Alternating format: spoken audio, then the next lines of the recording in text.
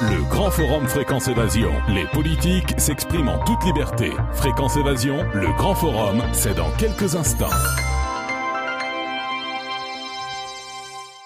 C'est le grand forum Fréquence Évasion. Dans quelques instants, nous recevrons Laurent Louis, député belge et président de Debout les Belges. À tout de suite.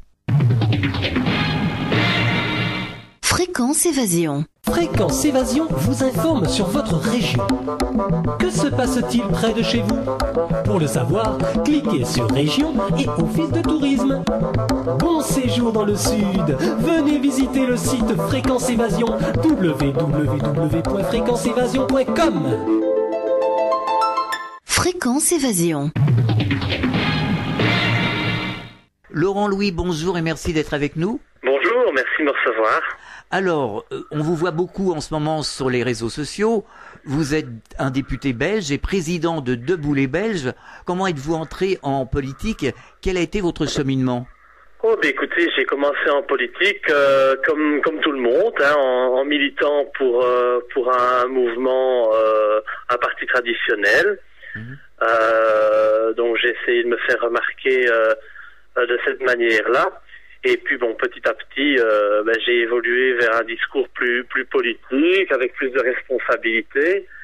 Ce que je peux dire, c'est que si je suis parvenu à être député en Belgique, c'est parce que jusqu'à il y a peu, j'étais un bon petit mouton du système, même si j'ai toujours eu la volonté de parler franchement. C'est clair que j'étais toujours un bon petit mouton, et sans ça, d'ailleurs, je n'aurais jamais eu la possibilité d'accéder au Parlement. Ça, c'est une réalité. Et donc, depuis que je suis au Parlement, c'est-à-dire depuis 2010, j'ai ouvert les yeux sur beaucoup de choses. J'ai vu comment les politiciens géraient notre pays, mais je peux dire nos pays, parce qu'en France, en Belgique, je ne pense pas qu'il y ait énormément de différences. Exactement, tout à fait, oui. Et donc j'ai ouvert les yeux, et depuis je me suis engagé à 100% dans la dissidence en Belgique, une dissidence qui malheureusement en Belgique est très peu développée. Donc j'essaye de la développer au maximum. J'ai également vu quelles étaient les interactions entre le monde politique et les médias, où il n'y a aucune objectivité, où malheureusement avec les médias traditionnels, on fait ami-ami, et finalement ce sont aujourd'hui plus des organes de propagande que des organes d'information. Donc tout ça m'a permis d'ouvrir les yeux, de voir que la réalité n'était pas celle qu'on nous raconte tous les soirs lors des journaux télévisés ou dans la presse papier, qu'il y avait énormément de manipulations, de mensonges, et surtout une entente très cordiale entre les journalistes et les politiques. Et le but de cette entente, c'est bien entendu d'endormir la population, de lui raconter beaucoup d'histoires, de lui faire croire beaucoup de choses, pour surtout que le peuple ne se rende pas compte de la réalité et qu'il ne se réveille pas. Donc depuis, de mon côté, j'essaye de réveiller les citoyens. Et c'est d'ailleurs pour ça que je suis très actif sur les réseaux sociaux. Vous me direz, je n'ai pas d'autre choix que de l'être, puisque, mis à part les réseaux sociaux, je suis totalement censuré partout dans les médias traditionnels. Donc je n'ai que les réseaux sociaux pour me faire entendre, et je pense aujourd'hui que c'est suffisant, et qu'en tout cas les gens qui s'éveillent et qui ont la volonté de faire des recherches se trouvent sur Internet. Donc finalement, je suis assez satisfait de cette situation, et pour moi, aujourd'hui, ne pas apparaître dans les médias mensonges, c'est peut-être plus une reconnaissance de mon travail qu'un problème. Alors il y a certains médias alternatifs quand même qui vous ont tendu la main, qui vous ont offert leur micro, ou je sais pas, peut-être un journal aussi, qui vous écoute, qui vous donne la parole. Oui, les médias alternatifs, ils existent en France. Oui. Donc ça, bien entendu, je remercie tous les amis français qui font preuve d'objectivité et qui relaient l'information. Malheureusement, en Belgique, ça n'existe pas. Ah bon? Il n'y a pas de médias alternatifs en Belgique. Il y a quelques médias satiriques, mais qui sont encore une fois contrôlés par le pouvoir en place. Donc c'est vrai que c'est une image qu'on n'a pas toujours de la Belgique, que on présente plutôt comme parfois un modèle. On en est très très loin. Hein. La liberté d'expression en Belgique est totalement cadenassée. Et c'est beaucoup plus vicieux que ce que l'on connaît en France. Alors vous êtes monté au créneau à l'Assemblée nationale en dénonçant les vices et crimes commis par certains élus. Vous avez parlé aussi de pédophilie. Ça a dû faire un sacré remue-ménage à l'Assemblée nationale. De remue-ménage, oui, c'est-à-dire qu'ils ont tous quitté l'Assemblée, mais ça, je m'y attendais. De toute façon, à chaque fois qu'on dit certaines vérités qui dérangent, la réaction des députés n'est pas de s'opposer à ce que je dis, mais c'est de fuir. Et donc je trouve que c'est un aveu vraiment très important. Moi, lorsque l'on dit quelque chose sur moi qui est faux, je me défends et je prouve le contraire. Or, les personnes que j'ai attaquées, comme le Premier ministre Elio Di Rupo, elles préfèrent fuir plutôt que de répondre à mes accusations. Donc c'est quelque chose qui m'interpelle fortement. Il est clair aujourd'hui qu'il y a un lien très important entre la pédophilie, la pédocriminalité en général et les élites. Donc les élites, c'est les élites politiques évidemment, mais il n'y a pas qu'elles. Il y a aussi les élites judiciaires, il y a les élites financières, et il y a les élites cachées dont on ne parle pas, tous ces groupes secrets de franc-maçonnerie et autres. Donc je pense que ça, il y a un lien très clair entre tous ces individus, toutes ces associations, tous ces groupuscules, et que malheureusement, et on le constate, c'est que les enfants ne sont pas protégés. Il y a très très peu de volonté de porter atteinte au réseau pédophile, on le voit bien. Ce qui est toujours très très éclairant selon moi, c'est que tous les ans, même tous les 6 mois aux États-Unis, on parle du démantèlement de très grands réseaux pédophiles, mêlant des personnalités et des personnes influentes. Et en Belgique ou en France ou en Europe plus largement, on fait comme si cela n'existait pas. On sait très bien que si ça existe aux États-Unis, ça existe chez nous également. Il n'y a aucune raison que ce ne soit pas le cas. Et cette volonté de faire toujours comme si cela n'existait pas, je trouve ça très louche et très criminel. Et la réaction de nos élites politiques, qui est de toujours considérer les personnes qui parlent de réseaux pédophiles éventuels comme des complotistes ou des fous qu'il faut mettre en asile psychiatrique, je trouve ça assez édifiant. Les témoignages sont là, les victimes sont là. Le problème, c'est qu'à partir du moment où à chaque fois qu'une victime ose se déclarer comme telle et qu'on la traite de folle, c'est clair que ça ne donne pas vraiment envie aux autres victimes de se faire connaître. C'est ce qu'on a connu dans le dossier du trou. Toutes les victimes qui sont intervenues et qui ont parlé de l'existence de réseaux ont été considérées comme folles et ont été internées. Donc je crois que c'est un très très mauvais signal que l'on donne. Et on a essayé de faire la même chose avec moi, puisque suite à mes révélations dans le dossier du trou, qui a justement suscité l'irritation du Parlement au point que tous les députés quittent l'hémicycle, eh bien on a aussi réclamé mon internement.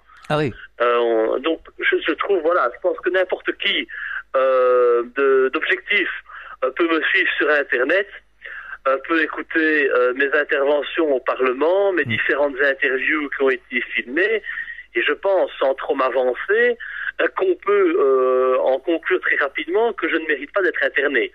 On l'avait bien compris. Psychiatrique.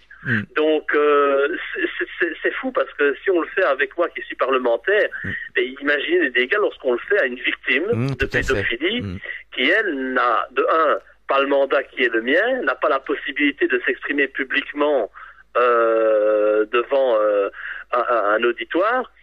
C'est clair qu'elle se retrouve très seule et très esseulée et dans une situation bien problématique. Alors de plus en plus, les citoyens, les auditeurs nous disent ne plus vouloir voter. Ils disent que tous les politiques sont tous des manipulateurs, qu'ils sont corrompus. Je suppose que vous avez dû déjà entendre ce genre de réflexion en Belgique.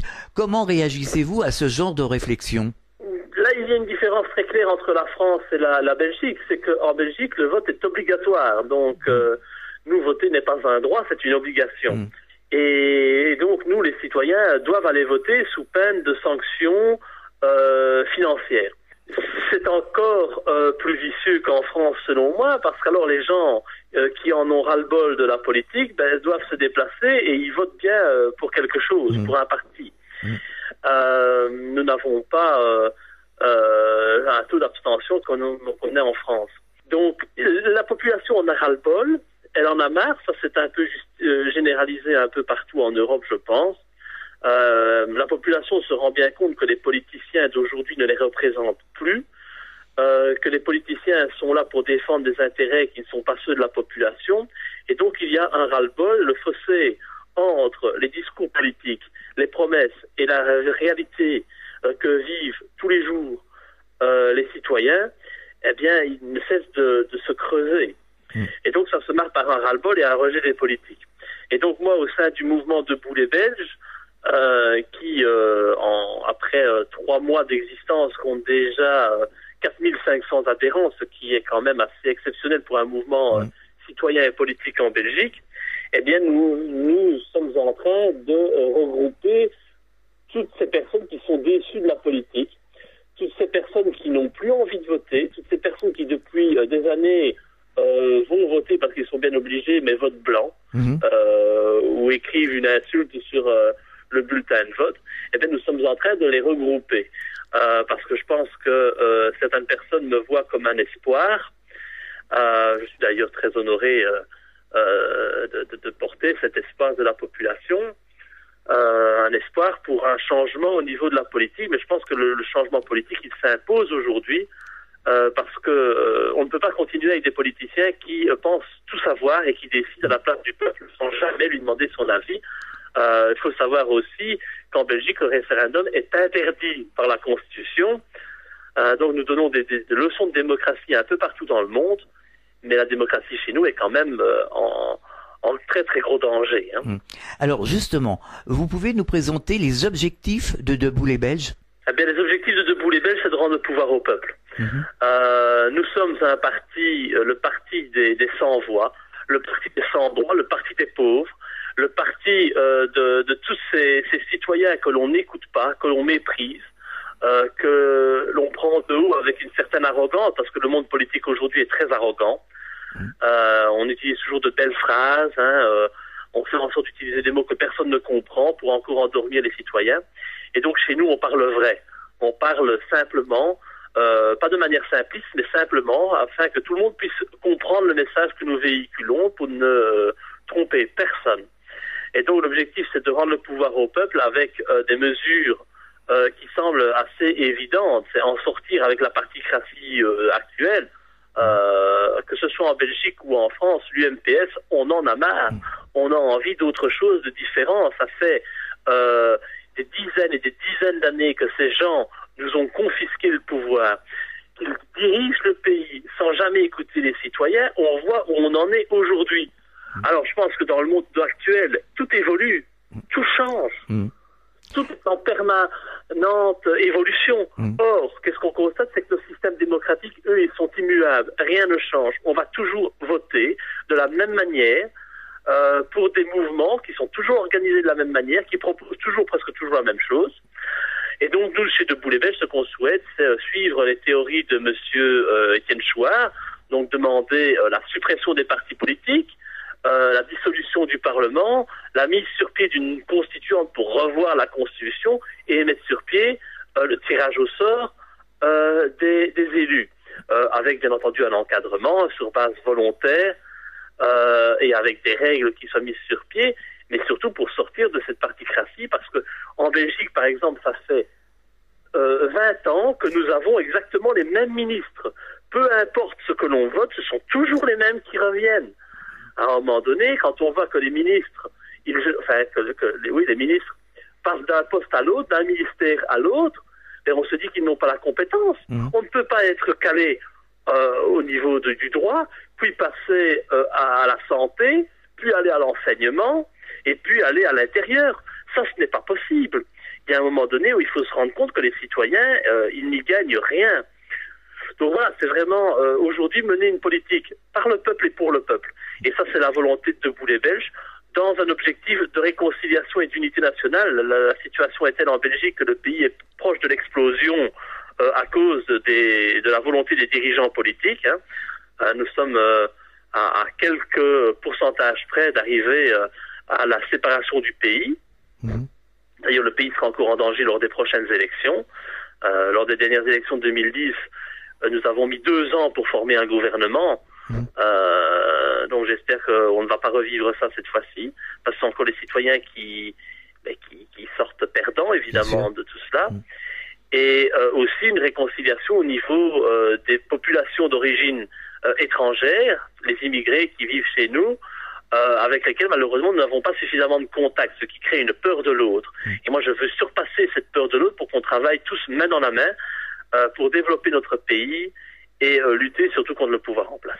Alors je suppose que vous êtes favorable à la démocratie directe telle qu'elle est instituée en Suisse, par exemple? Bien sûr, la Suisse est un exemple en la matière, même si tout n'est pas parfait. Au moins sur de nombreuses questions importantes, le peuple suisse est écouté, on lui demande son avis et il est respecté. Parce que bon, on sait très bien que dans nos pays, même quand on demande l'avis de la population, l'avis n'est jamais respecté. On l'a vu en France avec les derniers référendums au niveau européen, où malheureusement, c'est cause toujours tu m'intéresses, mais on ne suit jamais la volonté des citoyens. Donc c'est clair que le référendum, c'est quelque chose que nous défendons bec et ongle, et je pense que si le référendum était aujourd'hui d'application, il y a énormément de lois qui ne seraient pas votées, parce que toutes les lois que nous votons aujourd'hui sont des lois négatives. Ce sont des lois qui restreignent les libertés, la qualité de vie des citoyens. Il n'y a jamais rien de positif. Dernièrement encore, en Belgique, nous avons voté une loi qui permet l'euthanasie des mineurs. Ah oui. Nous sommes le 2e pays au monde à l'autoriser après les Pays-Bas. Tout cela s'est fait sans débat au niveau des citoyens. Ça a été décidé en 3 jours de discussion au Parlement. Je trouve ça particulièrement léger. Nous n'avons fait aucune audition. Nous n'avons pas auditionné les responsables, les médecins, les pédiatres. On ne leur a même pas demandé leur avis. D'ailleurs, ils étaient contre. Et la loi est passée en 3 jours. Il est clair qu'une telle loi ne serait jamais passée avec un référendum. Je pense qu'il en est de même en France avec le mariage pour tous. Ou toutes ces lois qui aujourd'hui dénaturent notre société et sont en train de mettre sur pied ce que j'appelle une démoralisation générale de la société, où on retire toute valeur morale, éthique, religieuse. C'est un projet bien entendu maçonnique, on sait très bien que ce projet est défendu dans les loges et les arrière-loges de la franc-maçonnerie. C'est un projet satanique et contre lequel je lutte de toutes mes forces, mais c'est difficile parce que je me sens bien seul. Alors vous avez quand même des soutiens. Il y a des soutiens au niveau de la population, et ça c'est le plus important. Sur les réseaux sociaux, je pense qu'aujourd'hui, Laurent Louis est connu par rapport à mes prises de position. Je vois bien quand je sors en rue que les gens me soutiennent. C'est assez extraordinaire, alors que je n'ai aucune publicité nulle part. On voit bien qu'aujourd'hui, il y a quand même possibilité de contrecarrer le pouvoir en place et les médias traditionnels qui me censurent, et donc ça je m'en réjouis. Le problème, c'est que moi j'aimerais bien avoir un soutien au niveau politique, et ce soutien politique, je vois qu'il est impossible à mettre en œuvre. Aucun responsable politique aujourd'hui n'est prêt à me soutenir, que ce soit en Belgique, en France ou ailleurs, en Europe. Donc j'ai essayé avec différentes personnes, mais malheureusement tout le monde manque de courage, et je trouve ça dommage parce que ce n'est qu'en s'unissant, en étant peut-être stigmatisé par le pouvoir en place et les médias traditionnels, que l'on arrivera à véritablement changer les choses. On marque une pause, on revient dans quelques instants. Fréquence Évasion. Sur Fréquence Évasion, les stars d'hier, d'aujourd'hui et de demain se racontent en toute liberté. Pour en savoir plus, cliquez sur Programme. Bon surf sur le site de Fréquence Évasion, www www.fréquenceévasion.com. Votre soirée télé sur les 6 chaînes et la TNT. Qu'allez-vous regarder ce soir? Pour en savoir plus, cliquez sur Programme TV. Fréquence Évasion vous propose le programme de votre soirée grâce à programme-télé.org. Bonne soirée à la télé ou sur Fréquence Évasion. Fréquence Évasion. Nous sommes de retour sur Fréquence Évasion, toujours en compagnie de Laurent Louis, député belge et président de Debout les Belges, la deuxième partie du Grand Forum. Que pensez-vous justement de l'histoire Dieudonné? Il y a quelques auditeurs qui sont un peu perdus dans cette histoire de quenelle. Les auditeurs nous disent que Dieudonné cultive un petit peu l'ambiguïté. Vous en pensez quoi, vous, de l'affaire Dieudonné? L'affaire Dieudonné, je pense que c'est édifiant sur plusieurs points. Le premier, je connais Dieudonné, c'est quelqu'un que je connais de mieux en mieux, j'ai appris à connaître et que j'apprécie énormément. Je pense qu'il a déjà dit clairement à de très nombreuses reprises quelle était la signification de la quenelle, qui n'est pas le Saline-Radie inversé que M. Valls veut voir un peu partout, mais qui est simplement un geste de rejet du système. Je pense que le geste, il est clair, c'est un bras d'honneur beaucoup plus élégant. Ça veut dire, le système, je l'emmerde. Dit comme on pourrait le dire à un comptoir de café. Mais je crois que on essaye de mettre une certaine ambiguïté sur ce message alors qu'il n'y en a aucune. Maintenant, par rapport à la Shoah, par rapport à la communauté juive, je comprends très bien le positionnement de Dieudonné. Dieudonné est d'origine africaine. Son peuple a souffert durant la colonisation, souffert durant les différentes guerres, et ses ancêtres n'ont jamais été reconnus comme de véritables victimes. Alors que la victimisation juive, on la connaît, et on doit l'entendre à longueur de temps. Ce n'est même pas un jour par an qu'on l'entend, mais la Shoah, on en parle presque toutes les semaines. Je suis d'accord qu'on en parle. Commémorons autant qu'on veut. Si on n'avait que ça à faire, commémorons. Malheureusement, ce que je vois, c'est que des gens, en France, en Belgique, eh bien, il y a des gens qui sont de plus en plus nombreux à mendier dans la rue. Quand je vais à Paris, et que je vois des dames âgées, 70, 80 ans, des Françaises, mendier pour manger, je trouve ça affolant.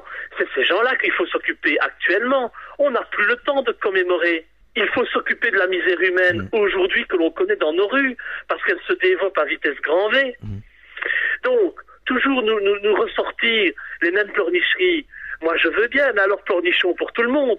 Pleurnichons pour les victimes actuelles du néocolonialisme, de la néocolonialisation.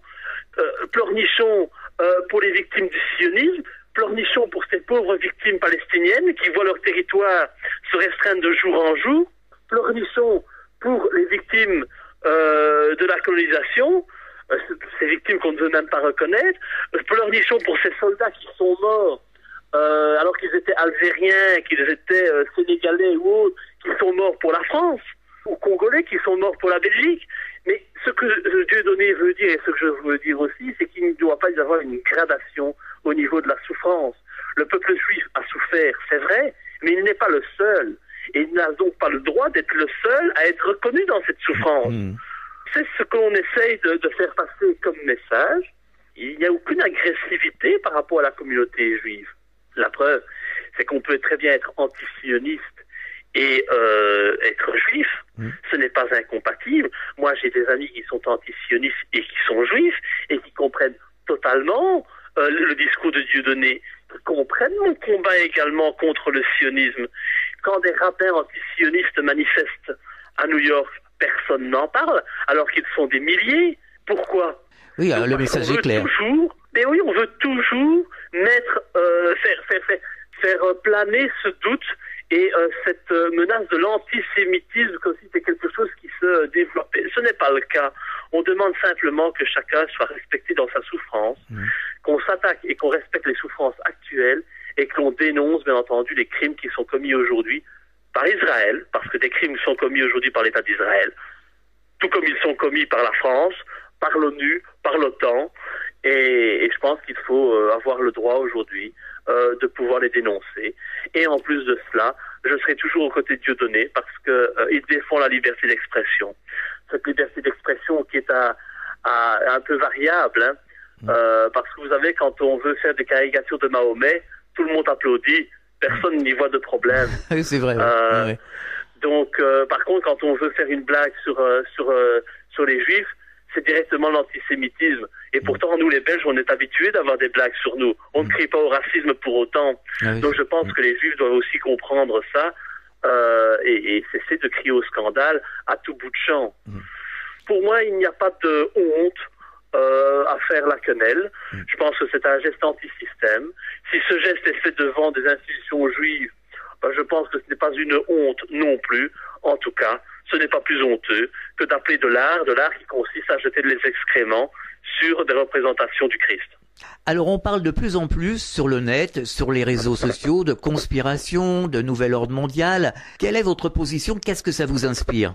Le nouvel ordre mondial, il est en train de se créer, hein, sans qu'on nous demande notre avis. De toute façon, on sait très bien que tout le monde y travaille. Hein. Quelqu'un comme Attali en France en est un grand défenseur. Je pense que tous ceux qui se regroupent lors des réunions du groupe Bilderberg participent à ce projet. Le but, en fait, c'est de créer un nouvel ordre mondial avec un gouvernement unique. Ça arrangerait tout le monde, bien évidemment. Et nous le critiquons, nous le dénonçons, nous voulons absolument nous opposer à ces projets, parce que ce sont des projets qui sont totalement néfastes pour la population. Moi, je tiens à ce que mon pays reste libre et souverain. Je ne suis pas nationaliste, je suis patriote. Donc, je ne vois pas les autres comme une menace, mais je tiens simplement à rester maître chez moi. J'espère que on pourra conserver cette liberté que l'on nous restreint vraiment de manière de plus en plus importante ces dernières années. Et c'est surtout au niveau du projet européen qui est très néfaste. Donc je pense que nous, on se bat contre ce nouvel ordre mondial. Je ne suis pas le seul à en parler. Je pense que M. Pierre Hillard également en parle de manière excellente. Voilà, je pense pas que c'est de la conspiration que de le dire. Je pense que c'est d'utilité publique que de le dénoncer parce que ces groupes existent et ils essayent de décider à la place des citoyens en retirant finalement à nos parlements toute liberté de décision. Et ça, c'est très grave puisque c'est une attaque directe contre nos pseudo-démocraties et notre souveraineté nationale. Alors comment réagissent justement les citoyens qui sont à debout les Belges justement face à tous ces problèmes, notamment le nouvel ordre mondial? Et comment nous réagissons? C'est que nous avons la volonté d'éveiller la population et d'ouvrir les yeux aux personnes qui croient encore que la réalité c'est celle qu'ils voient tous les soirs lors des journaux télévisés. Donc c'est un travail de longue haleine parce que nous nous battons contre une machine énorme qui a des moyens financiers sans fond. Donc nous travaillons à notre échelle en essayant de faire passer le message. Je pense que c'est l'information qui prime et qui joue. Nous allons y arriver, hein, parce qu'aujourd'hui, malgré les tentatives de contrôler Internet, comme les plans ACTA, Adopi, etc., où on voit très bien qu'on tient encore à limiter notre liberté d'expression sur Internet, parce que les dirigeants se rendent compte du danger que ça représente pour eux et pour leurs projets. Eh bien, on en est encore loin. Hein. Il y a des choses qui existent et nous avons encore la liberté de nous exprimer, de faire passer le message. Les contrôles sont encore très difficiles à mettre en œuvre sur Internet et pour ça on essaye d'en profiter, bien entendu. Nous sommes positifs, nous avons l'espoir qu'un changement est possible et qu'il est possible à partir du moment où tous les citoyens peuvent se réveiller et avoir accès à une information objective, honnête et intelligente. Quelles sont les actions concrètes que vous faites, que vous réalisez à Debout les Belges? Les actions concrètes sont surtout nos interventions lors des week-ends où nous allons à la rencontre de la population pour faire passer notre message. Donc nous avons énormément de travail. Il faut justement informer la population de l'existence de notre mouvement. Nous devons récolter des signatures de citoyens, d'électeurs. Donc tout ça prend du temps. Donc les actions actuellement, elles sont surtout limitées à une action plus électorale. Mais après, nous avons comme ambition de travailler à l'amélioration de la qualité de vie de nos citoyens.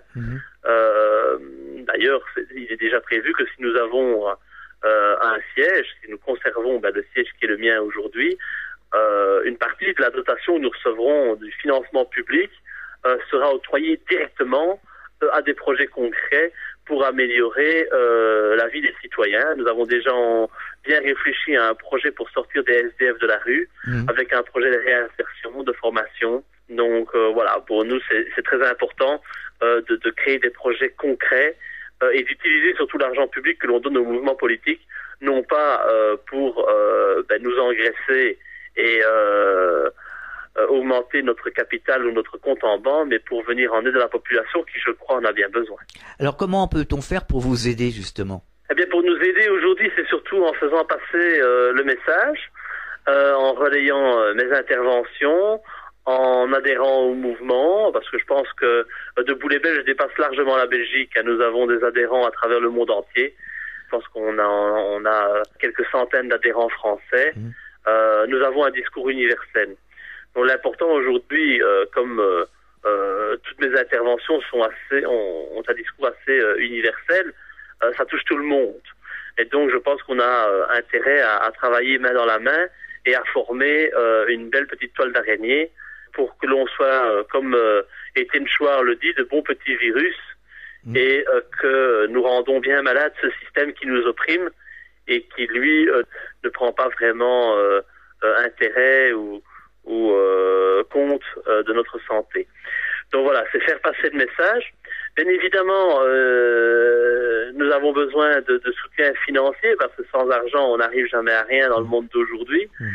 Malheureusement, pour l'instant, nos comptes en banque n'ont pas encore pu être ouverts. Ça fait 3 mois qu'on essaye d'ouvrir un compte en banque, mais malheureusement, aucune banque n'accepte le mouvement Debout les Belges, ce qui est quand même incroyable. On accepte des ASBL qui sont néofascistes, qui sont communistes, qui sont trotskistes, qui sont de toutes sortes, mais Debout les Belges, qui est un mouvement citoyen tout à fait démocratique, absolument pas extrémiste, là on lui pose des problèmes. Donc nous sommes en tractation pour avoir un compte en banque et puis nous allons mettre sur notre site internet un appel aux dons en espérant pouvoir compter sur le soutien de la population. Ce n'est pas pour avoir de l'argent ou pour aller le dépenser au restaurant, c'est tout simplement pour pouvoir faire des flyers, des tracts, comme on dit en France, pour pouvoir le distribuer de manière la plus large possible dans les boîtes aux lettres des citoyens, parce qu'il y a comme ça, sans accès aux médias, que l'on pourra toucher tous les citoyens,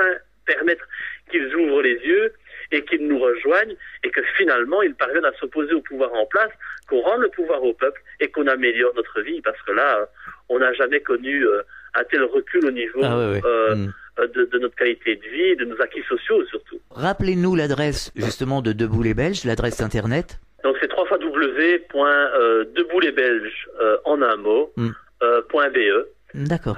Debout les Belges, comme ça c'est écrit. Il y a aussi mon site personnel, laurentlouis.be, donc en un mot également, où là vous pouvez avoir toutes les informations et surtout nos pages Facebook. J'ai plusieurs comptes sur Facebook, mais nous avons une page Debout les Belges sur Facebook, donc ça permet aussi pour nous d'avoir un contact direct avec les citoyens, d'écouter leurs revendications, leurs demandes et bien entendu de les transmettre au Parlement. Je pense que c'est la vocation d'un mouvement citoyen, c'est d'être la voix du peuple, la voix des sans-voix, la voix de ceux qu'on n'écoute jamais. Alors pour terminer, Laurent Louis, est-ce que vous auriez un message adressé aux auditeurs, un message particulier? Mais je pense que chacun doit se rendre compte du pouvoir que l'on a. Depuis trop longtemps, les politiciens ont fait en sorte de faire de nous faire comprendre finalement que la politique c'était quelque chose d'intelligent, d'important, que ça ne nous concernait pas et qu'ils s'occupaient de nous, que nous ne devions pas nous occuper de politique. Ils ont fait ça de manière très habile, au point qu'aujourd'hui les citoyens pensent qu'il faut faire des études pour faire de la politique. Il ne faut pas faire d'études pour être politique. Il faut simplement avoir du bon sens et savoir, par exemple, gérer un budget de famille au quotidien. Malheureusement, ceux qui font de la politique aujourd'hui, ils sont nés avec une petite cuillère en or dans les doigts. et ils n'ont aucune connaissance de la réalité, de ce que vivent les citoyens au quotidien. Ils ne savent pas ce que c'est que d'avoir des difficultés pour terminer le mois. Ils ne savent pas ce que c'est que de voir leur frigo vide. Ce sont des gens qui ont toujours été habitués à avoir des facilités financières. Et c'est ce qui explique qu'aujourd'hui, les mauvaises politiques qui sont menées et la détérioration de notre qualité de vie. Donc moi, je suis là pour que les citoyens se rendent compte que la politique, ils peuvent en faire eux-mêmes, qu'ils peuvent tous être les acteurs du changement et que chacun à son niveau, on peut contribuer à l'information. Non seulement on peut se lancer en politique, je pense qu'il y a déjà des citoyens qui me demandaient en France s'il était possible de développer un Debout les Français. Mais allons-y, créons un Debout les Français. Je pense qu'il existe le mouvement Debout la République de Dupont-Aignan. Ouais, Nicolas Dupont-Aignan. Nicolas Dupont-Aignan, qui est quelqu'un de très sympathique, que j'apprécie beaucoup, mais manque de courage. Donc je pense qu'il y a la place pour un Debout les Français. Chacun peut le faire et développer ce mouvement et informer ses amis, sa famille, ses collègues de travail, faire tourner des vidéos, faire passer des petits messages pour essayer d'éveiller les consciences. Ça, nous sommes tous responsables. Et il y a une chose aussi qui est très importante, c'est que finalement, c'est Michel Sardou qui disait dans une chanson, on a le pays qu'on mérite. Eh bien oui, je crois qu'on a le pays qu'on mérite. À force de se désintéresser de la politique et de laisser les politiciens faire, eh bien nous avons des politiques qui ne s'intéressent plus du tout aux citoyens et qui font n'importe quoi. Donc il est temps aujourd'hui de se réapproprier la sphère politique et de dire à ces personnes qui gèrent notre pays depuis des années, merci, vous avez fait trop de dégâts, maintenant un bon coup de pied au derrière, nous allons décider à votre place. Et puis il faut dire quand même, pour se quitter sur une note positive, quand même il y a des politiques qui font du bon boulot aujourd'hui. En tout cas, en Belgique, je n'en connais qu'une en ce qui me concerne. Tous les autres participent au système. Maintenant, je ne sais pas à qui vous pensez. Je ne sais pas, peut-être le maire d'une commune ou je ne sais pas. Ah oui, bien évidemment, mais là on est à un niveau plus local. Plus local. Oui, bien entendu. Je ne veux surtout pas jeter l'opprobre, surtout les mandataires politiques, quels qu'ils soient. Il y a des gens aujourd'hui, et heureusement, qui font de la véritable politique et qui se battent pour l'intérêt de leurs concitoyens. Malheureusement, lorsqu'ils montent à un niveau supérieur et qu'ils arrivent dans les hautes sphères de l'État, ils ont beau avoir toutes les bonnes volontés du monde, ils sont obligés de suivre les ordres qu'on leur donne. Et s'ils ne les suivent pas, eh bien, tout simplement, ils ne feront pas long feu là où ils sont. Ouais, tout à fait. Donc ça, c'est la réalité. Moi, je parle de ce que je connais, la gestion d'un pays au plus haut niveau. Et donc, je sais très bien que parmi mes collègues, il y a des gens très bien. Malheureusement, ils sont obligés de voter des lois à contre-cœur parce qu'ils savent très bien que s'ils ne le votent pas ou s'ils ne le font pas, eh bien, ils peuvent dire adieu à leur carrière. Donc, malheureusement, il y a un manque de courage de leur côté et ils privilégient leur carrière, leur compte en banque, leur portefeuille plutôt que leurs idéaux. Moi, je ne saurais pas le faire. Maintenant, chacun est libre avec sa conscience. Tout à fait. Laurent Louis, merci d'avoir participé à cette émission. Bon courage pour la suite et vous revenez quand vous voulez à ce micro. Eh bien, écoutez, merci de m'avoir donné la parole et un grand bonjour à tous mes amis de France. Je sais qu'ils sont nombreux et je les salue. À bientôt, au revoir. Au revoir. Fréquence Évasion.